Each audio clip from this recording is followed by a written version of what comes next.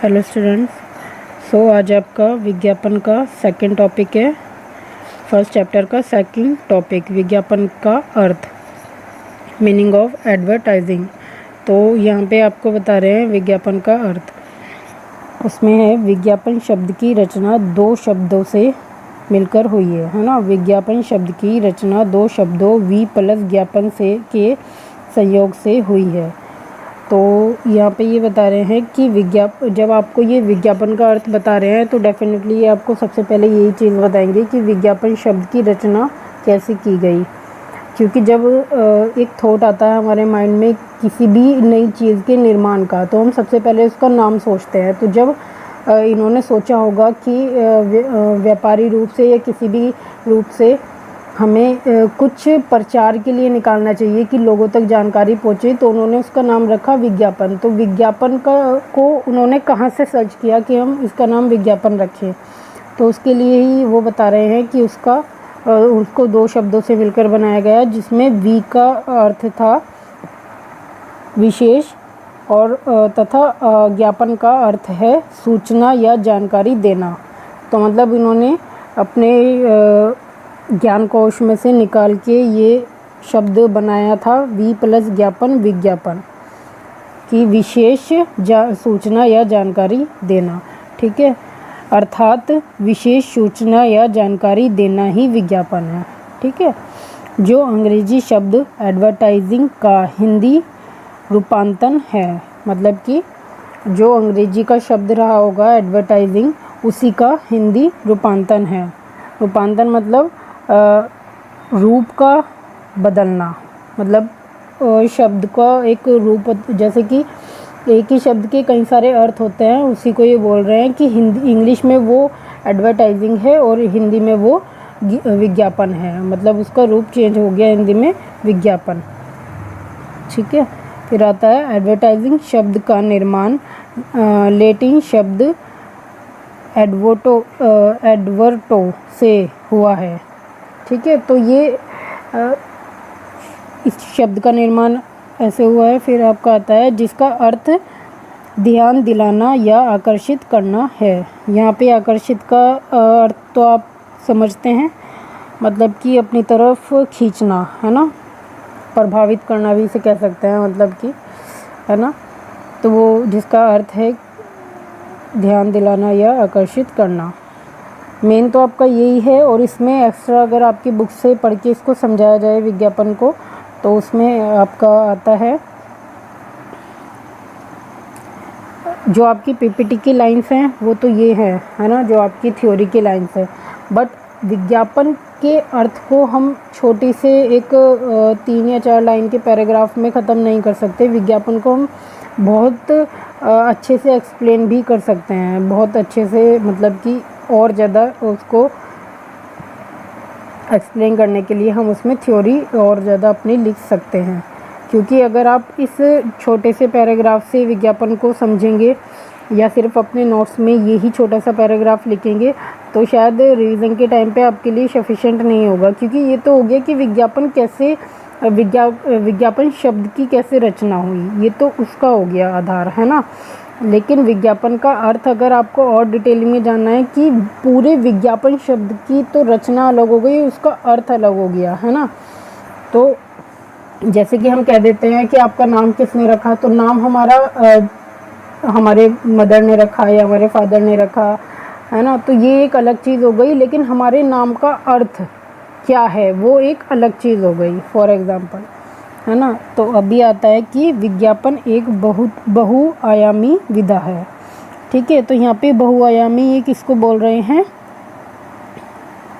जो चारों दिशाओं से फैला हुआ हो, मतलब कि जिसके कई पक्ष हों, है ना, कई स्तर हों, जो चारों कोनों से फैला हुआ है, कई चारों आयामों से फैला हुआ है। मतलब कि एक तरीके से विज्ञापन चारों तरफ से फैला हुआ है ना। तो बहुआयामी ये एक शब्द है जो चारों तरफ से है फैला हुआ है, चारों कोनों में, मतलब इसकी रचना है या कुछ भी हम समझ सकते हैं कि ये परिपूर्ण है चारों तरफ से।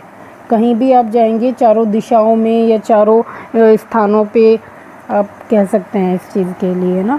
ये अभी इसमें आगे है, ये आप अपनी थ्योरी में अलग से ऐड कर लीजिएगा, क्योंकि अगर ये आपकी पीपीटी में नहीं है तो उससे कोई फ़र्क नहीं पड़ता, बट ये आपको विज्ञापन को समझने में, विज्ञापन के अर्थ को समझने में बहुत मदद करेगा। तो इसलिए इसको आप अपनी थ्योरी में ज़रूर इंक्लूड करेंगे, ठीक है।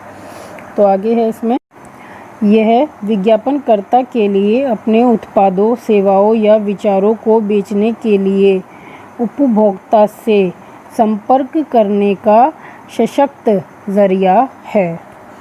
जो, चलिए अभी यहाँ तक समझ लेते हैं, ज़रिया है मतलब कि ये कह रहे हैं ये विज्ञापनकर्ता, विज्ञापनकर्ता कौन हो गया? विज्ञापन को बनाने वाला, है ना, एडवर्टाइज़र, है ना। तो अभी है कि विज्ञापनकर्ता के लिए, मतलब कि जो विज्ञापन को बना रहा है उसके लिए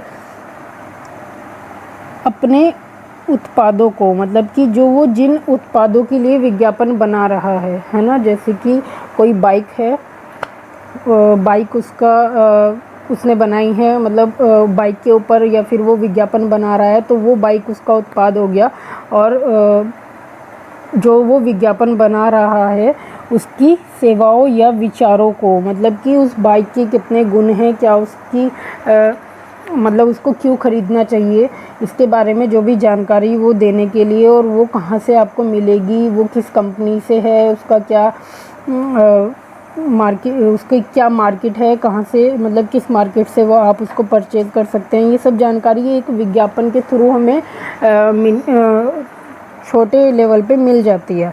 तो वो यही कह रहा है, विज्ञापनकर्ता के लिए उत्पादों, सेवाओं या विचारों को बेचने के लिए उपभोक्ता मतलब कि जो उस सामान को यूज़ करने वाला है, जो कि हमारा दैनिक एक आवश्यकताएं होती हैं, उसके पर्पज़ से जो सामान को यूज़ करने वाला है या ख़रीदने वाला है, ये भी कह सकते हैं, ग्राहक भी कह सकते हैं।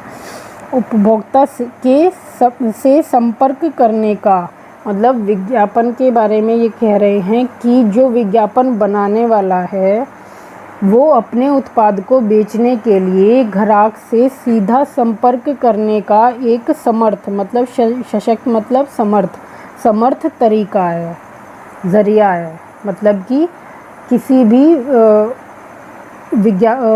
विज्ञापन को बनाने वाले के लिए विज्ञापन एक समर्थ, मतलब कि एक परिपूर्ण भी कह सकते हैं, सशक्त तरीका है, ज़रिया है उस ग्राहक तक अपने संपर्क को बनाने के लिए, ठीक है। तो जो उपभोक्ता को, मतलब कि जो ग्राहक को आकर्षित कर, मतलब कि अपनी तरफ खींचकर विज्ञापन प्रक्रिया, मतलब कि विज्ञापन से जो प्रक्रिया की जाती, मतलब विज्ञापन के लिए जो प्रक्रिया की जाती हैं, मतलब कि प्रोसेसिंग, है ना, में एक प्रमुख हथियार के रूप में कार्य करता है ना। तो समझ गए ना, जो जैसे कि मैंने समझाया वही है ये, जो उपभोक्ता को आकर्षित कर, मतलब कि किसी भी ग्राहक को अपनी ओर खींचता है, और विज्ञापन बनाने वाले को, विज्ञापनकर्ता को अपने विज्ञापन को फैलाने के लिए जो उसकी प्रक्रिया होती है, ये बनाने के लिए जो उसका कारण होता है, उन सबको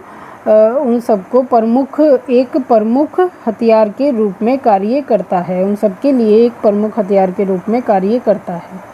मतलब कि विज्ञापन बनाने वाला विज्ञापन क्यों बना रहा है? इसलिए तो बना रहा है कि ग्राहक उसको देखे और उसकी तरफ आकर्षित हो, तो एक वही उसका मोटिव होता है। तो जब वो पूरा हो जाता है तो वही है कि विज्ञापन प्रोडक्ट, अगर वो सेल हो रहा है प्रोडक्ट उसके विज्ञापन बनाने से, तो बस उसका कहने का मतलब यही है कि अगर मेरे विज्ञापन बनाने से ग्राहक आकर्षित हो गया और उसने उस प्रोडक्ट की, सामान की को ख़रीद लेता है, उसकी तरफ वो इतना आकर्षित हो जाता है मेरे विज्ञापन से, तो मेरा विज्ञापन बनाना सफल हो गया। एक तरीके से उनके कहने का मतलब ये है ना।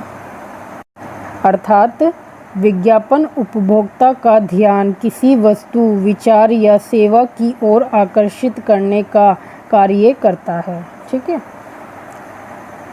विज्ञापन उपभोक्ता का ध्यान मतलब कि ग्राहक का ध्यान किसी वस्तु यानी कि किसी प्रोडक्ट, किसी सामान, किसी नए निर्माण की हुई वस्तु की ओर या उसके विचारों की ओर, मतलब कि उसमें क्या क्या उसकी क्या क्या उससे संबंधित क्या क्या विचार हैं और उसकी सेवाएं कि वो कहाँ से हमें प्राप्त होगी, है ना, उन सब की तरफ आकर्षित करने का कार्य करता है। इसलिए यह कहा जाता है कि सेवाओं एवं व्यापार की वस्तुओं की ओर ध्यान आकर्षित करने की विज्ञापन है, करना ही विज्ञापन है। तो मतलब कि ये लास्ट आपकी 2 लाइन मेन है कि विज्ञापन उपभोक्ता का ध्यान किसी वस्तु, विचार या सेवा की ओर आकर्षित करने का कार्य करता है। इसलिए यह कहा जाता है कि विज्ञापन सेवाओं एवं व्यापार की वस्तुओं की ओर ध्यान आकर्षित करना ही विज्ञापन है। सेवाओं और व्यापार की वस्तुओं की ओर, वही बात आ गई ना जो अभी तक मैंने आपको विज्ञापन के अंदर समझाई है कि व्यापार से ही विपणन मतलब मार्केटिंग है और मार्केटिंग से ही व्यापार है। तो उन सब में जो सबसे बड़ा महत्वपूर्ण सहयोगी कार्य करता है वो है विज्ञापन, जिसका एक अपना ही महत्वपूर्ण स्थान है।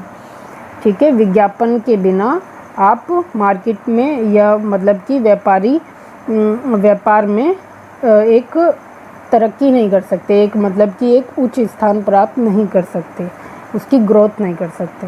ठीक है बच्चों, तो ये आपका सेकंड टॉपिक का फर्स्ट पैराग्राफ ख़त्म होता है। इवन ये टॉपिक आपका यहाँ पे ख़त्म होता है। अभी हम अपनी 4th वीडियो में नेक्स्ट टॉपिक के बारे में बताएंगे, जिसका जो आपका है विज्ञापन एवं उद्योग। ठीक है, ओके स्टूडेंट, टेक केयर।